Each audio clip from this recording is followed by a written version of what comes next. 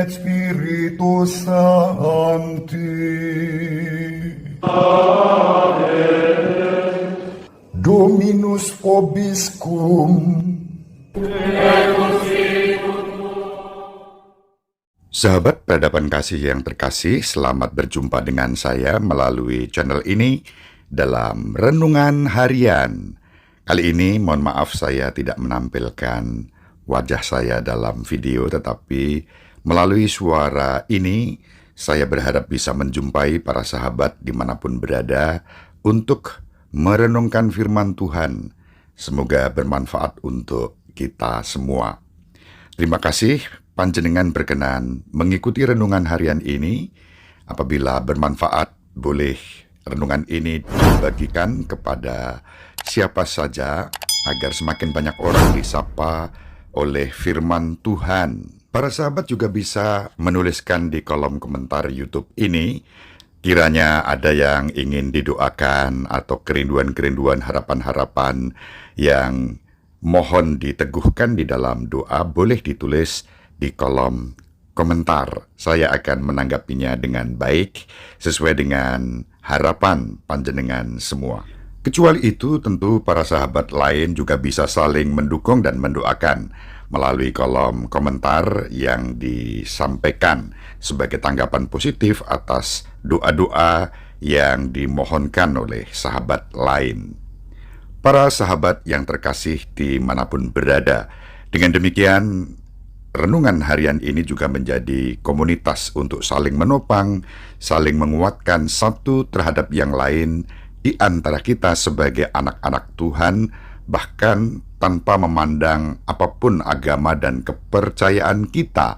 Kita saling menguatkan, kita hidup dalam kerukunan, dalam persaudaraan sebagai keluarga, sekurang-kurangnya sebagai keluarga umat manusia di muka bumi ini. Sahabat peradaban kasih yang terkasih, pada hari ini saya mengajak kita semua untuk merenungkan dari Injil Lukas bab 2 ayat 41 sampai 51. Ini merupakan bacaan yang dipergunakan dalam konteks liturgi peringatan Hati Maria yang tak bernoda. Penanggalan liturgi kuno mengajak kita hari Sabtu sesudah hari Jumat, hari raya Hati Yesus yang Maha Kudus, kita diajak untuk juga memandang hati ibundanya, yakni hati Maria yang tidak bernoda. Itu liturgi yang lama, liturgi kuno yang bagi saya masih tetap relevan, meskipun untuk penanggalan liturgi kita pada tahun ini, hari Sabtu sesudah hari raya Hati Yesus yang Maha Kudus, bacaan harian kembali pada liturgi biasa, penanggalan biasa yang merenungkan dari Injil Matius bab 5 ayat 33 sampai 37. Sedangkan yang akan menjadi bahan renungan harian kali ini adalah Injil Lukas. Injil Lukas bab 2 ayat 41 sampai 51. Kita dapat membayangkan Maria dan Yusuf dalam perikop ini mengalami pergumulan rohani dengan Yesus sebagai anak mereka. Ketika mereka menemukan Yesus di bait Allah, Yesus sedang bertanya jawab dengan para guru dan pemimpin Yahudi di dalam bait Allah. Ketika itu Yesus berusia 12 tahun. Namun, Yesus menunjukkan kedalaman pengetahuan, pemahaman, dan kebijaksanaannya, bahkan di usianya yang masih remaja. Menarik bagi saya adalah bahwa Ibu Maria dan Yesus sama-sama berbicara tentang sosok ayahnya, ayah Yesus. Namun, berbeda secara fundamental. Maria memberitahu kepada Yesus bahwa dirinya, Maria, dan ayahnya, yaitu Yusuf, telah susah payah mencarinya. Apa jawaban Yesus? Yesus menjawab bahwa dia harus berada di rumah Bapakku, dan Bapa di sini mengacu pada Allah Bapa.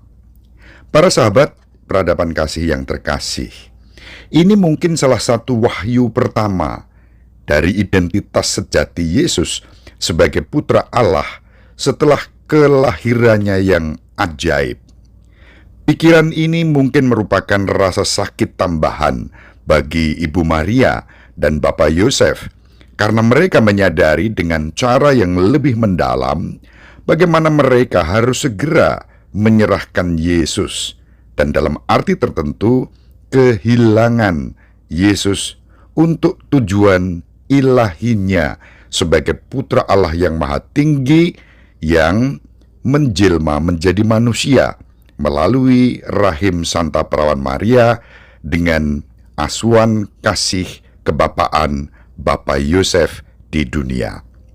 Disinilah tampak misteri iman yang kita rayakan dalam peringatan hati Maria tak bernoda yang disucikan oleh hati terkudus Yesus putranya. Bunda Maria tidak memikirkan kecemasan atau kesedihannya tentang kehilangan Yesus atau misi apa yang akan dipegangnya baginya. Sebaliknya, Ibu Maria menyimpan dan merenungkan peristiwa itu dalam hatinya yang tak bernoda.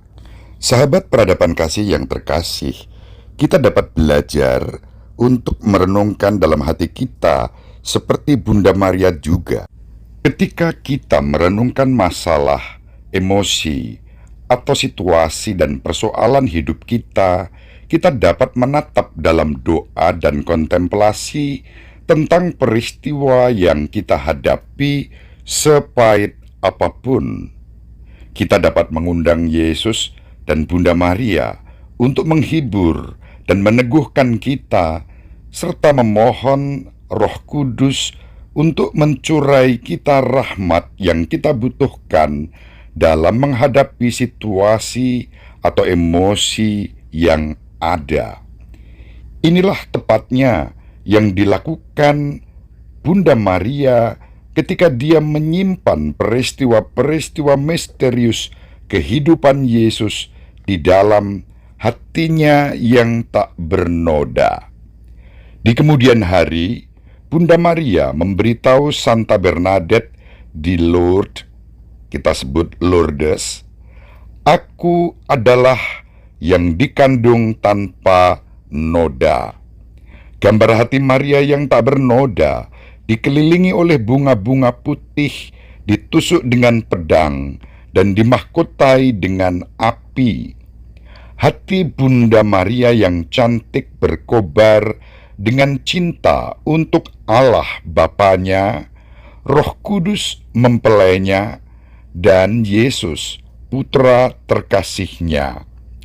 Hati Maria mekar dengan bunga putih karena berbuah indah dan benar-benar murni. Hatinya ditusuk dengan pedang karena rasa sakit yang dideritanya menyaksikan putranya menderita dan mati bagi kita, mengingatkan kata-kata Simeon, "Sebuah pedang akan menembus jiwamu sendiri." Lukas bab 2 ayat 35. Dan itulah yang semakin menyucikan hati Bunda Maria yang tak bernoda. Kesetiaan, ketabahan, kerendahan hati, dan penyerahan menanggung setiap penderitaan karena ketaatannya kepada Bapa. Sahabat peradaban kasih yang terkasih, ini yang bisa kita renungkan pada peringatan Santa Perawan Maria dengan hatinya yang tak bernoda. Semoga hati kita seperti hatinya, penuh cinta kepada Tuhan dan sesama, murni, berbuah, dan indah, dan tidak takut menderita bagi Tuhan kita, juga dalam rangka merawat semesta alam ini, agar tetap menjadi rumah yang nyaman bagi kita semua. Sahabat yang terkasih, Ibu Maria mendoakan kita, Bapak Yosef merestui kita dengan keheningannya. Semoga para sahabat dimanapun berada, bersama seluruh anggota keluarga, dibimbing, dilindungi, dan diberkati oleh Allah yang Maha Kuasa, Bapa dan Putera dan Roh Kudus. Amin. Terima kasih. Tetap semangat. Salam sehat. Jangan lupa bahagia. Sahabat peradaban kasih yang terkasih, sampai jumpa pada episode berikutnya. Terima kasih atas kebersamaan kita. Salam peradaban kasih ekologis berkah.